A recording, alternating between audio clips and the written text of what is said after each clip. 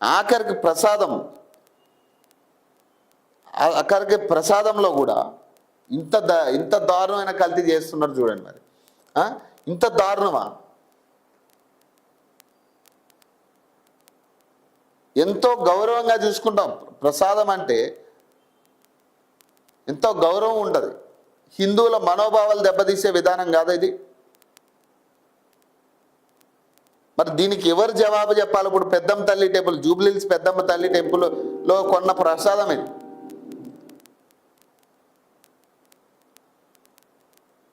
దయచేసి భక్తులందరికీ నేను ఒకటే చెప్తున్నా, ఇది మీరు ఏమైనా అనుకోండి, ఇట్లాంటి సిచ్యువేషన్స్ మాకు జరిగాయి కాబట్టి మేము చెప్తున్నాం.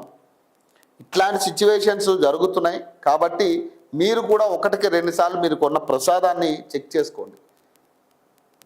దయచేసి మీరు కొంటున్న ప్రసాదాన్ని ఒకసారి చూసుకోండి. ఇట్లా చెప్పకూడదు. ఒక ప్రసాద విషయంలో ఖచ్చితంగా మనం ఏ ఆధారాలు లేకుండా అయితే మాట్లాడకూడదు, కానీ ఆధారాలతోనే మాట్లాడుతున్నాం.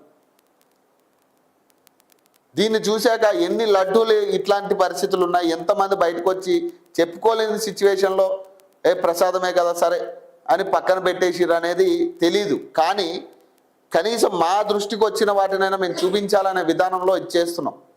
అంతే తప్పితే ఎక్కడ కూడా ప్రసాదాన్ని కించపరచాలనో ఆ దేవాలయాల్ని కించపరచాలనో మా ఉద్దేశం కాదు.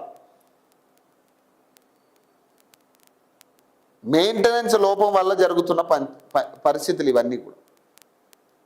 మెయింటెనెన్స్ సక్రమంగా లేక, సక్రమంగా చూసుకునేటోళ్ళు లేక, నిర్లక్ష్యం అంటారు దీన్ని. నిర్లక్ష్యంతో జరిగే పరిస్థితులు ఇవన్నీ. వస్తారు కదా భక్తులు, కొనుక్కుంటారు పోతారు పిచ్చోళ్ళు వాళ్ళు అనే కాడికి ట్రీట్ చేసే విధానం ఇదంతా కూడా.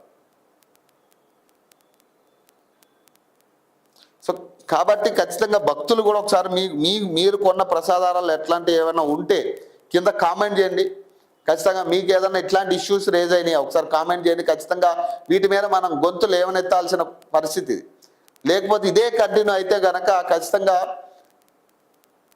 భక్తుల ఈ నమ్మకాన్ని ఇబ్బందులు పెట్టే ప్రయత్నం ఇది. మనం నమ్మిన దేవుణ్ణి ఆ ప్రసాదం పేరు మీద వాళ్ళు చేసే ఇట్లాంటి పరిస్థితులన్నీ ఖచ్చితంగా మనం అరికట్టాలి.